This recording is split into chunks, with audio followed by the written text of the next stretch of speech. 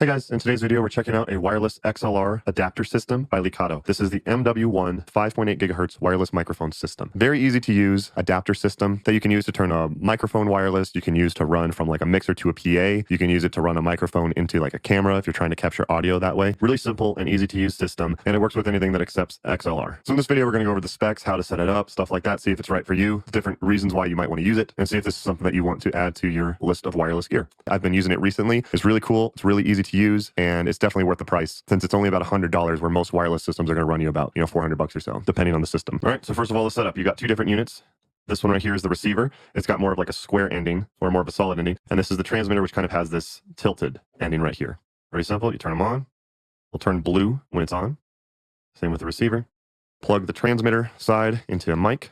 You do have this little nub right here to lock it in place, which is nice so it doesn't accidentally fall out. And then you plug the receiver into whatever you're trying to send the signal to. So in this case, I'm just going to plug it into this Rolls system that I have. And that's it. You're ready to go. It's really simple. You do have multiple channel options here on the side. So you can see you have 4 channels. So if you push the button, it switches. And what's really cool is that when you push the button on one of them, it switches the other one automatically. It does an automatic pairing, which is really cool.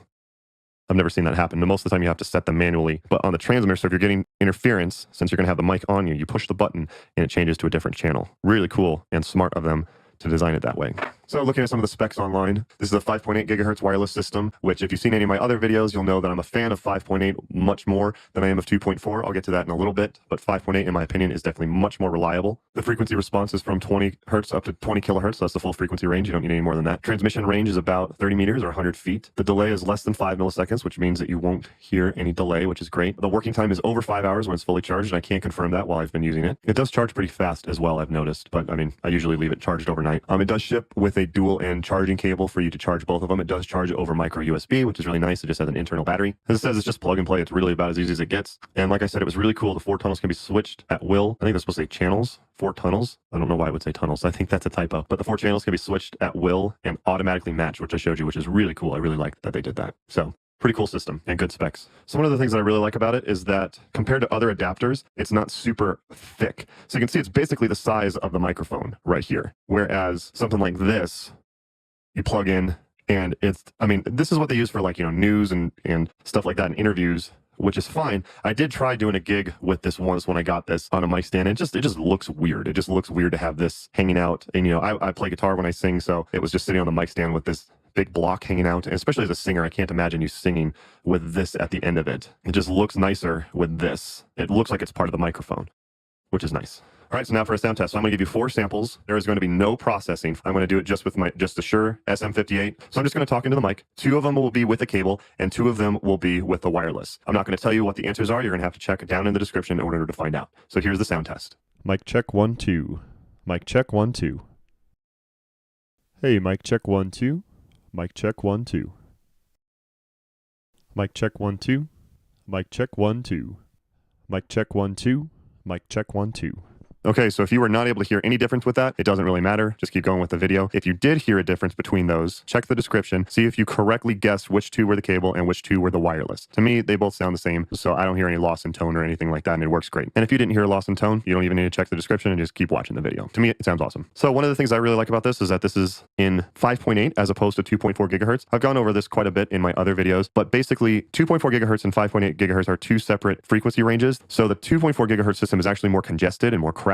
It's the same channel as Wi-Fi, Bluetooth, and stuff like that, so it can get congested pretty easily. 5.8 can still have some congestion, but there's actually more channels available in the 5.8 frequency spectrum than there are in the 2.4 gigahertz frequency spectrum. So overall, 5.8 has less congestion, it has more available channels than 2.4, so I definitely recommend stuff on 5.8. You can still get stuff to work on 2.4 for sure, but 5.8 is definitely better, so that's a plus in my book. All right, so my experience with using these, I've used these at quite a few gigs. The first gig that I brought it to, I tried it with my backing vocals, and at this gig, my backing vocals are one of the least important things for the gig. We have 3 singers and I do some backups. So if it cut out, it wasn't the end of the world. Part of the problem that you can run into with wireless systems, if you have too many wireless going at the same time, you'll get dropouts. At this show, in addition to my wireless microphone, we had 3 wireless microphones, 4 wireless in-ear monitor systems, 4 wireless systems for guitar, so electric, acoustic, stuff like that. And this didn't cut out at all. It was sitting right in the middle of all of that. I really wanted to test it. Normally I get footage, but it was a very chaotic load-in, so I wasn't able to get any video of this show. But it worked great. I didn't have any problems problems with it. The next day, I brought it to a wedding, and it was used for, the speeches for bride and groom and the vows and stuff like that. That was a little risky. I normally like to try things a little bit more before I do something super, important like that. This thing worked great. It never cut out all night. I also did it at 3 different gigs over the weekend. One of them was for running it from the PA system, so from the speaker